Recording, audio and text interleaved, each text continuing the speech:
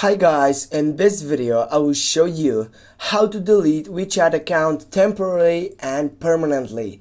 Firstly, get up into your Me section on the fourth side, right down, go for settings, and you're gonna find out all these different options in which you need to go on the last side, which is firstly account security, and then you need to go right down WeChat security center.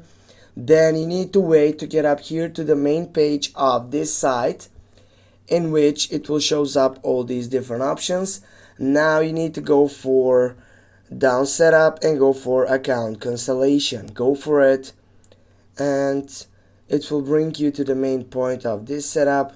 Now here you need to choose between all these different setups. You need to scroll down and you need to go for request cancellation, and then when you get up that, you need to wait for submitting, then you need to go for next, and when you get up right there, you need to go agree and confirm cancellation, and it will be bring back by deleting your account for within 60 days.